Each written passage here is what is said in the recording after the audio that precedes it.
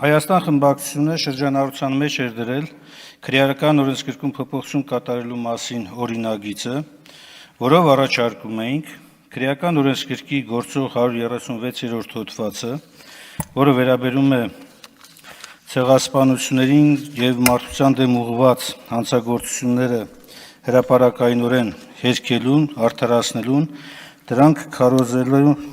քարոզելուն կամ դրանց վտանգավորությունը նսեմացնելու կարգավորումները փոփոխել, ավելի հստակեցնելու նպատակով ոչ միայն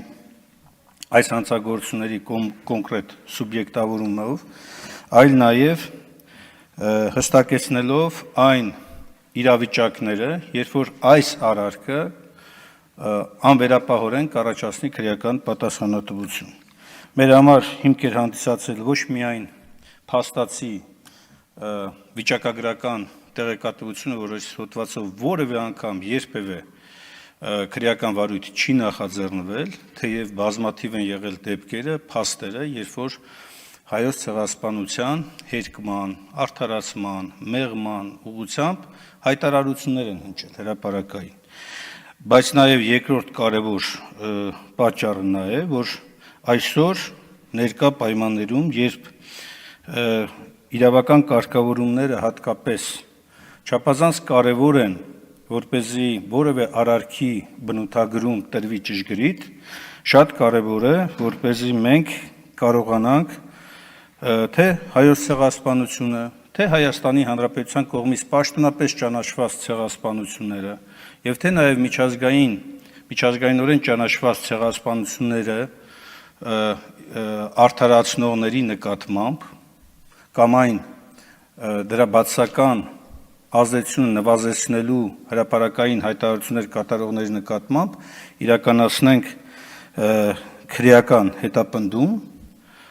որովհետև առաջինը հայոց ցեղասպանության միջազգային ճանաչման, դատապարտման առանցքային խնդիրը եղել է հայ ժողովրդի անվտանգության կարևոր բաղադրիչը։ Երկրորդ հանգամանքը նա է, որ հատկապես Արցախում էթնիկ զտումների տեսքով իրականացված ցեղասպանության եւ նաեւ դրա միջազգային ընկալումների տեսակետից չափազանց կարևոր է, որպեսզի նաեւ այս ուղղությամբ մենք կարողանանք հստակ իրավական կարգավորումներ առաջարկել։ Ելնելով այս հանգամանքներից առաջարկել ենք, որպեսզի այս հոդվածը վերափոխվի եւ դառնա ավելի պրակտիկ, ավելի գործնական։ Մենք ունենք անշուշտ